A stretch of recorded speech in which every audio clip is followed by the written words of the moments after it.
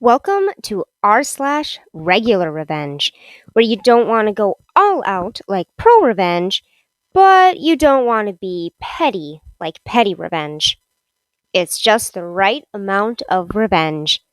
So I hope you enjoyed these stories of people getting what's coming to them. Please like and subscribe for more content. Thank you. So this first story is by username Falcon OASP.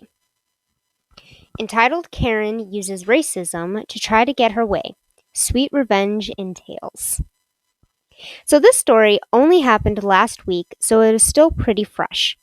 I work as technical advisor on the phone for a massive international entertainment service provider that provides TV, internet, as well as mobile phone services to over 13 million people in my country alone.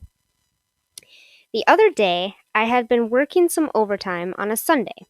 This is important later. My last call of the day came through, and it was from a textbook entitled Karen. The conversation was one of the most uncomfortable and distressing ones I've had at the company to date. For context, as a tech advisor, I primarily deal with tech issues with TV and internet. However, I also deal with billing. Here's how the conversation went. OP. Hi, you're through to OP at the tech team. How may I help? Entitled Karen. Finally, I have been waiting over an hour to get through. She hadn't. The hold time clock on my screen had said 13 minutes on hold. OP. I do apologize for the wait. Let's get you sorted as quickly as we can. Entitled Karen proceeded to tell me that she normally pays her bill via direct debit and that this month our company had not taken it and proceeded to cut her TV services off, which made her life difficult with 4 kids under lockdown, and that her bill had also increased. Now for context again. My company always bills a month in advance, i.e., your October bill pays for the November services, etc. I had a look at her bill and she was correct that we had cut her services off. However, what she failed to know was that we had attempted to take payment twice and both had failed, so we had stopped. And what she had also failed to tell me was that her services had been cut off for 2 weeks now, as she had not paid for these services. Remember, month in advance. I explained this to her and also explained that the increased bill was because she had a bill coming up and the last month's bill was not paid. They would be put together. This meant the bill was almost £100. I explained to Title Karen that we could reinstate her services, but that a payment had to be made. Entitled Karen. I don't have any money in my bank right now, so I can't make the payment. OP. Sorry, ma'am, I cannot reinstate your services without a payment. It's procedure. Entitled Karen. That's rubbish. I have been cut off before, and you have reinstated me without a payment. I had a look at her payment history, and she had indeed been reinstated before, but this was a goodwill gesture authorized by a manager and is common knowledge, and also told to the customer at the time that this was a one-time thing. I explained to entitled Karen all of this, and she became aggressive, telling me I was useless and that she wanted to speak to a manager. I knew only one manager was in at the time, and I knew that manager would say no. But entitled Karen was being pushy, so I placed her on hold and spoke to a colleague who agreed with me. When I went back to entitled Karen, I told her that we wouldn't be reinstating her without a payment. Entitled Karen made the argument that she didn't have any money in her bank and it was a Sunday, so she couldn't go and put money in. I again apologized and empathized that it must be difficult with 4 kids and no TV. However, we can't give her a service she has not paid for. There was a lot of back and forth at this point, with entitled Karen being very aggressive and disgusting towards me and the company I work for. It was at this stage that entitled Karen showed her true colors upon me, saying that I could not reinstate. Entitled Karen proceeded to make a comment that would haunt me till the day I die. Again, context for this. I am a minority in my country. However, not one that is target of this comment, but it still affected me deeply. Entitled Karen. You clearly don't want to help me. I bet if I was an N word, you would switch me back on. I bet you always switch N word back on when they ask. I proceeded to end the call immediately as I felt my rage had peaked and I was worried my professionalism would stop. The entire Karen's account has been sent to our customer priority team and they're looking at canceling the account altogether with no ability to reinstate in the future. So, I am black and I have been called the N word so many times that it does not affect me at all. Um, when I do get people, trying to be rude and racist towards me, calling me the N word, I like to joke along with them. And it is so hilarious to see their facials when they realize that they're not getting to me. As for the kids, I do not feel bad for them because growing up, I was only allowed 1 hour of TV or the computer. I couldn't have both. It was one or the other at my house.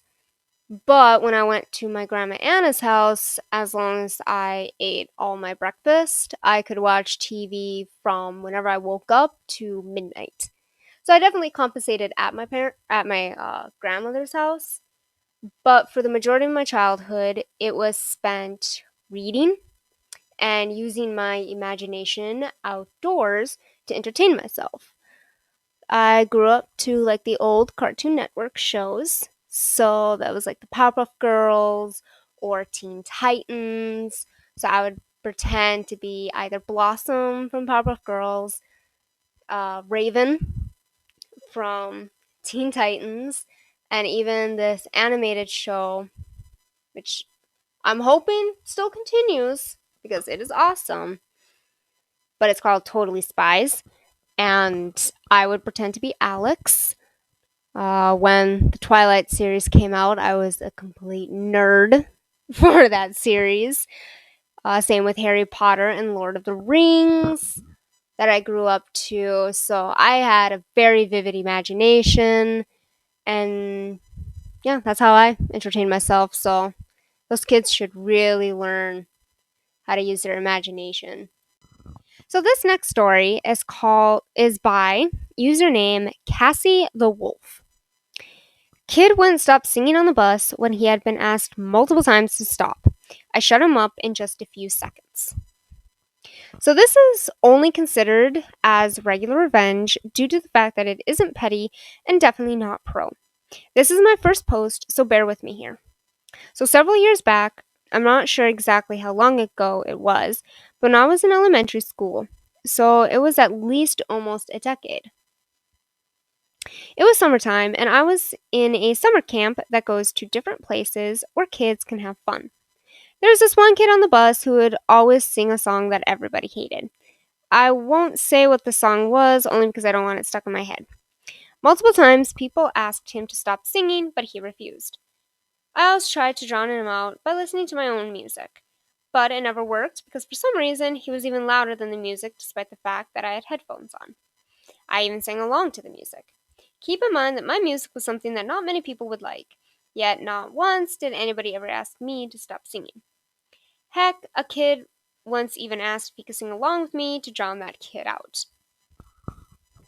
But anyways, I was on the bus and I was sitting in an aisle seat across from the kid who was always singing that horrible song. We were on our way to a water park, which would be a lot of fun for me and the other kids, especially since we wouldn't be seeing each other very much. So the kid starts singing again, and I turned on my music and put it on full blast and sang along. And I still couldn't drown this kid out. This was the day that the other kid asked if he could sing along with me. So you can imagine that there are two kids singing at the top of their lungs, and one has headphones blasting music, and it still can't drown out that kid. I asked that kid to stop singing so many times that I lost count. Finally, I had enough, and I turned to the kid and told him that if he started singing that song one more time, I would slap him.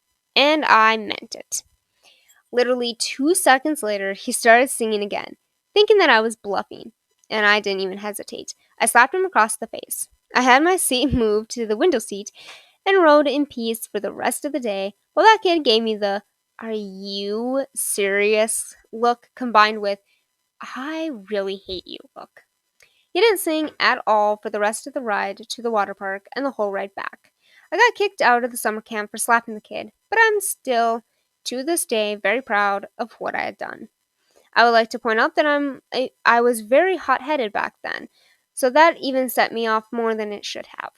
I'm saying I'm saying that I'm proud that I shut the kid up, not of every action that I performed back then. My hope now is that that kid was mean back then, but that slap across the face was an attitude adjustment. The music I used to listen to as a kid definitely wasn't like the normal kids type of music. So, like most kids, when I was growing up in the 2000s, was in. If you just research early 2000s pop music, that was the music that the kids were listening to. My parents actually censored my music a lot, so I grew up more listening to the 90s and early mid 2000s country music, which I still stand by to this day.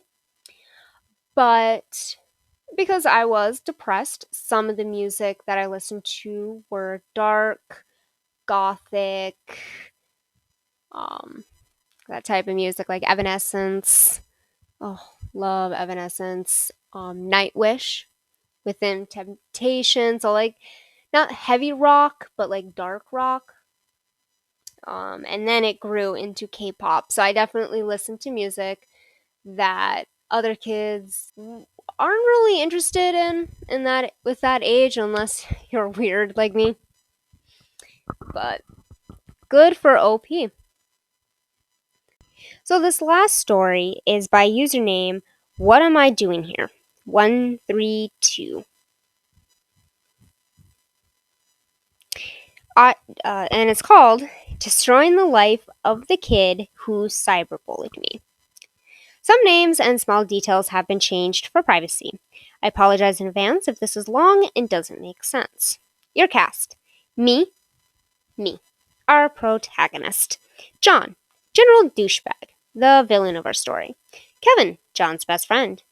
Faye, one of my best friends. Kay, an ex-friend of John's who proved very helpful to our protagonist. Lily, my older sister. When I was in high school, one year, a new kid, John, came into my grade who was very nice to me when we first met. We became friends, and I thought he was fun to be around and generally pretty nice. A few weeks into the school year, he became super distant all of a sudden, and I didn't know why. I was going through some mental health issues at the time, so it wasn't really at the forefront of my mind anyway. I kind of ignored it until a friend pulled me aside at school one day to tell me something. She showed me various screenshots of several social media posts John had made about it. It turned out, for the past week, he had been cyberbullying me.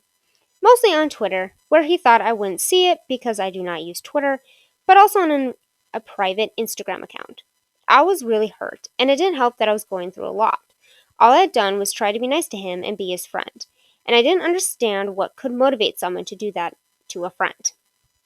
Over the next few weeks, as he continued to post about me on and off, I came to understand that, being a new student, he was trying to increase his social standing and saw me as an easy stepping stone to do so. For some background, I'm not very popular and have been bullied for as long as I can remember. However, until John, I'd never been outright bullied, mostly passive aggressive or snide comments my peers could pass off as jokes. I go to a relatively small school, so most of my peers knew about what John had been posting, and most of them laughed along with him, save for a few of my close friends. I ended up losing a lot of friends over this too, because John and I shared a lot of mutual friends. However, I'm super non-confrontational and continue to be nice to all of them, including John. This will become important later. I was lost and I didn't know what to do, since I figured reporting this to an adult would only make things worse in the long run. I collected screenshots of all of John's posts just in case I eventually got the guts to report it to our principal.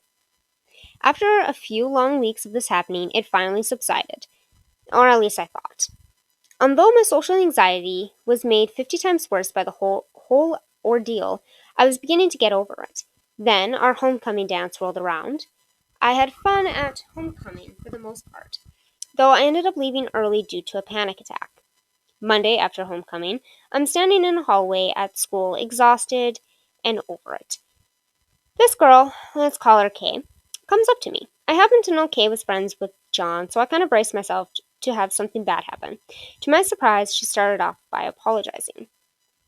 I asked her what she was apologizing for, and she told me she felt bad because apparently she was standing in a group with John and some other kids about 5 or 7 feet away from me outside of the homecoming dance, and John started talking crap about me. The rest of the group followed suit. Internally, I was on the verge of tears, but I sort of brushed it off and I told her it was okay. For the next month or so, he continued to talk badly about me behind my back in real life. Again, I didn't do anything to him, and I racked my brain trying to figure out what I did to deserve this. In the meantime, one of my best friends, let's call her Bay, had dated and broken up with John's best friend, let's call him Kevin.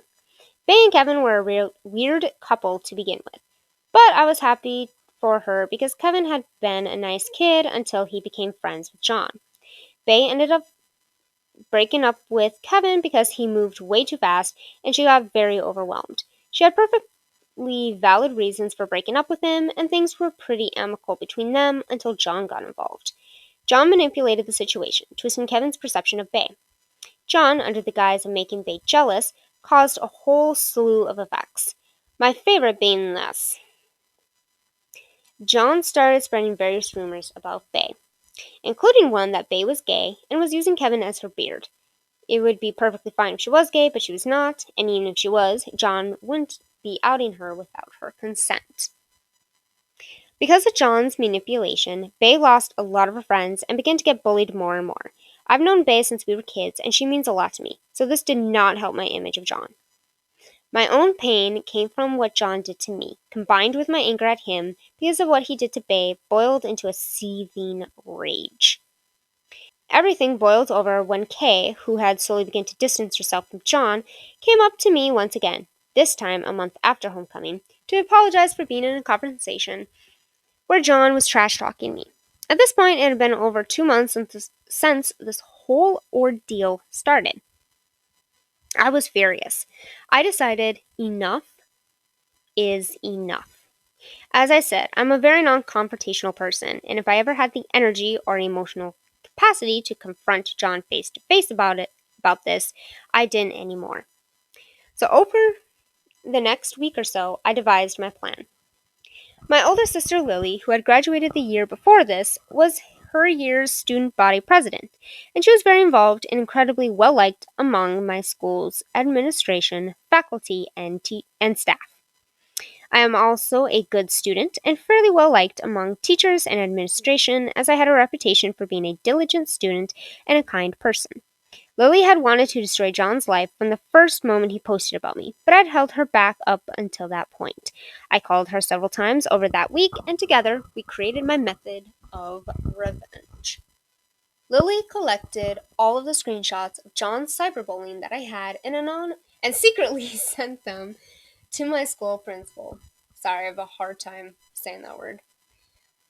Our principal, let's call him Mr. K, first emailed me to let me know what had been sent in and to arrange a meeting to talk about it. Mr. K is fairly close with both my sister and me, and he knows that I have severe anxiety and hate confrontational situations. So I played innocent and asked if Lily, who happened to be home from her university on break, could come to the meeting with me. Mr. K happily obliged. My sister came early to pick me up from school that day, and we sat down with Mr. K. We both played dumb, pretending we didn't know who sent the screenshots in. Our story was that I had told Lily about the bullying, but she wanted to respect my wishes of not wanting to report it to an adult. Lily masterfully manipulated the conversation, name-dropping a much less intense incident of bullying in her year that had resulted in severe punishment, and Lily made sure to mention that she was going to chat with our dean. Unrelated meeting. who she was very close with, right after the meeting with our principal ended.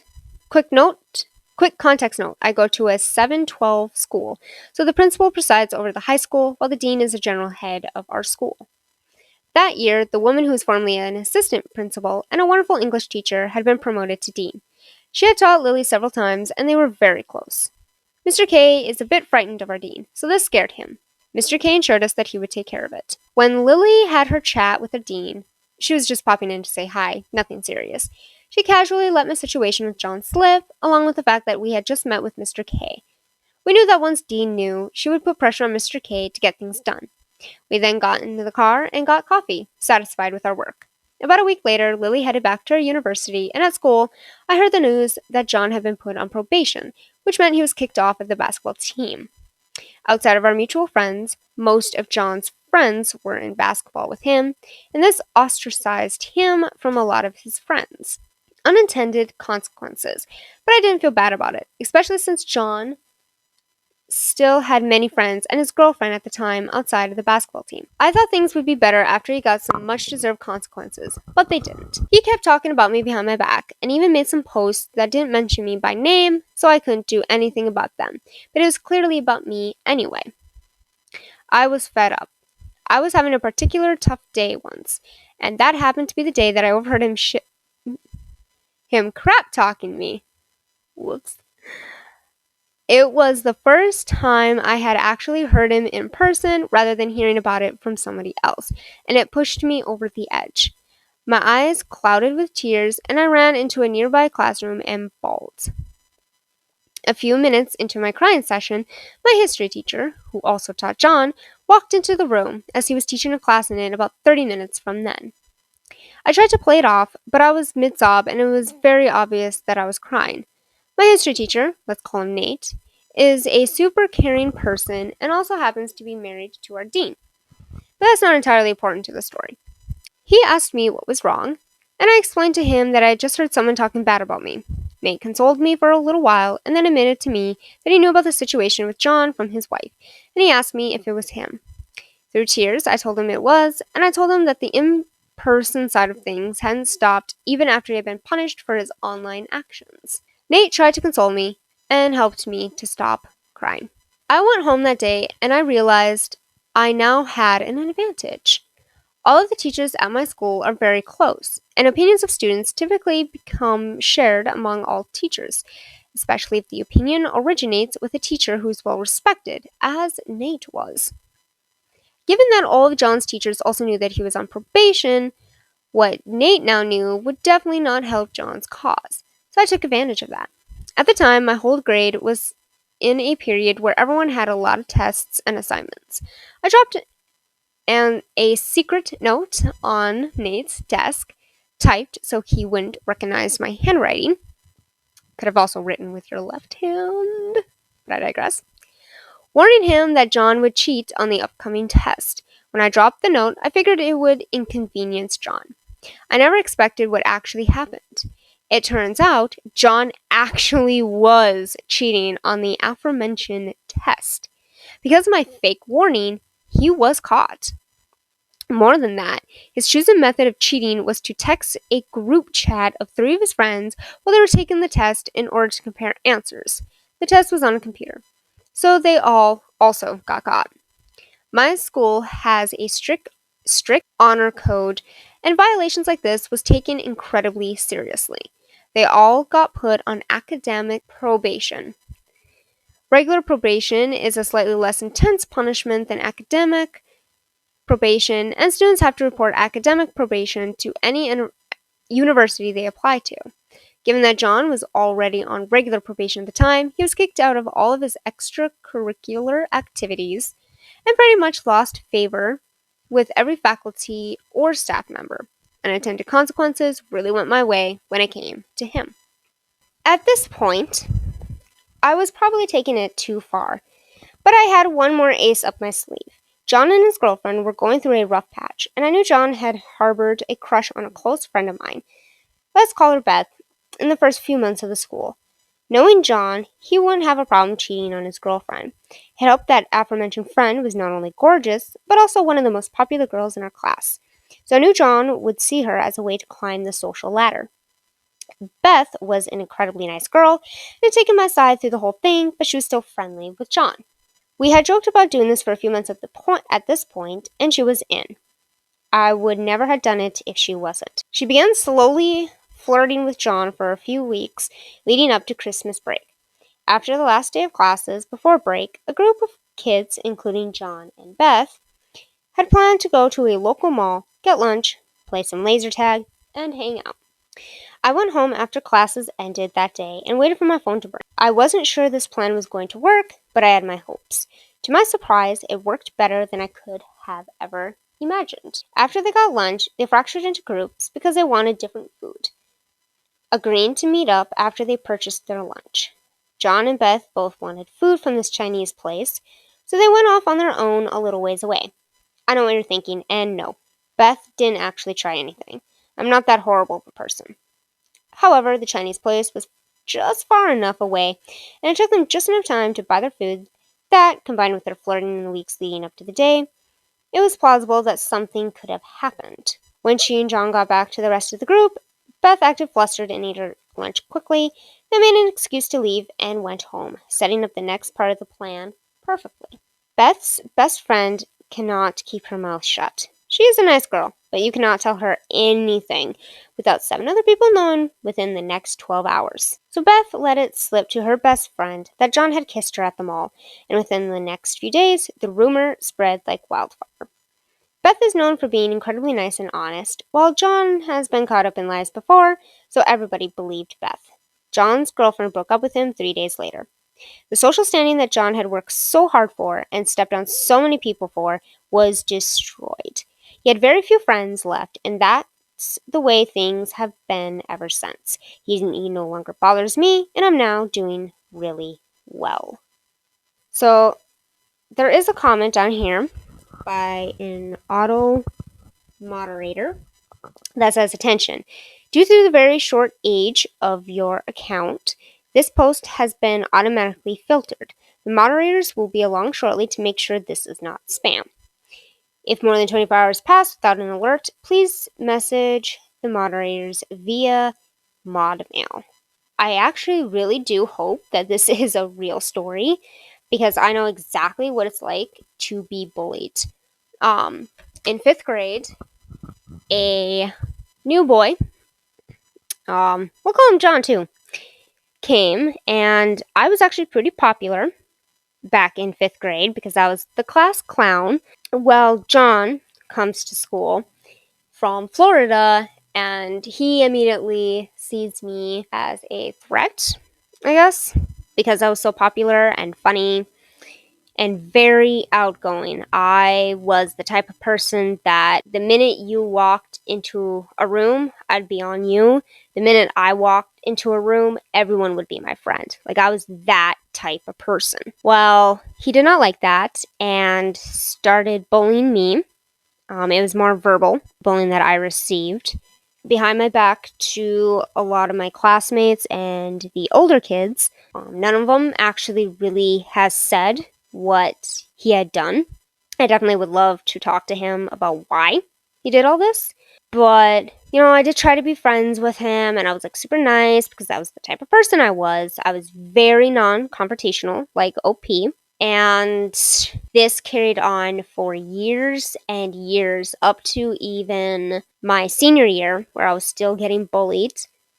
This is where, in the last story, or the first story, with the racist Karen, of why I got so used to be calling the N-word, was because this was a small town school that I called the Sea of White, because literally you can only find less than 5 African American kids here where I live, and not even one Asian kid.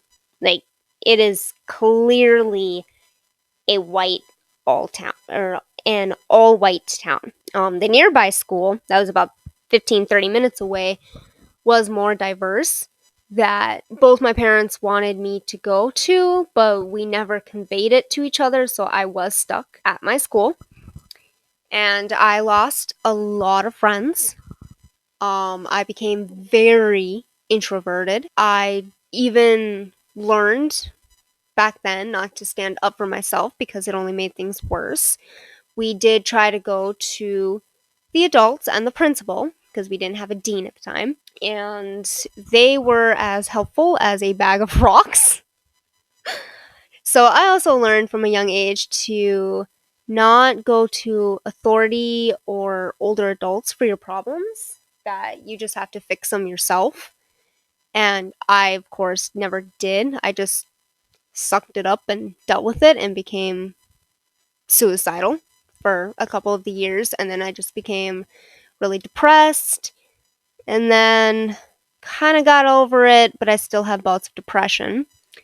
Then, when I got into college, I experienced some cyberbullying online on an online forum that no longer exists. Not MySpace, but it was a different forum. I had like a lot of friends on. I still had a lot of friends on there, and they did help defend me and protect me a little bit better than my so-called friends back in high school. And but I was still pretty non-confrontational. And then at my last job, I was emotionally bullied by my boss. I actually might put the story of that butthole on r/tales from retail. I think that kind of story where you deal with the a-hole boss kind of belongs on there. But he bullied me behind my back to my other coworkers, making them hate me. And being an emotional empath, I can feel the emotions of others and also adopt their emotions with me. So if you're really sad, I'll become really sad. If you're really angry, I'll become really angry, even though I'm not feeling any of those emotions, which sucks. So I became very spiteful at my job. But when I went to other stores, I was my normal, happy, well, kind of normal, happy self. And it was after I left that I learned that I had to start standing up for myself. So now I am very confrontational. I've learned from my 10 plus years of being bullied verbally, emotionally, and cyberly that you do have to stand up for yourself. Even if you're non confrontational, you have to stand up for yourself. Talk to as many people as you can, and eventually you'll find people who will help you and who can help you. My story of being bullied. The boy who bullied me actually went on getting involved with some unsavory substances I will not talk about. And and most of his family were crapheads too. But I did meet his father, who was pretty sad to see his son in the state, which I didn't say anything. I was actually very happy because I'm doing well with my life and his life went into the gutter. His father was super nice, so I really don't understand why some people just think it's okay to be mean and spiteful. I know they say, oh, there must be something going on with his family, but no, there wasn't. There was nothing going on with his family. His father was super, super nice. His mother, I didn't care much for her.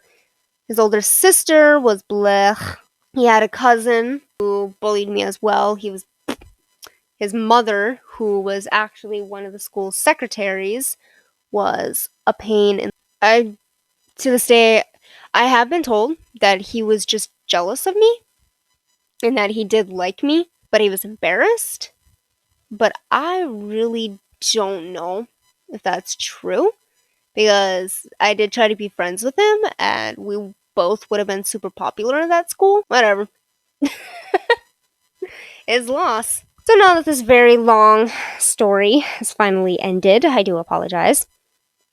Those are the 3 stories from r/regular revenge.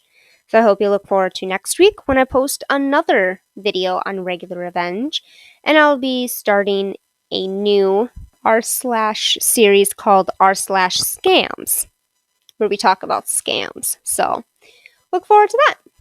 Thank you. And please like and subscribe.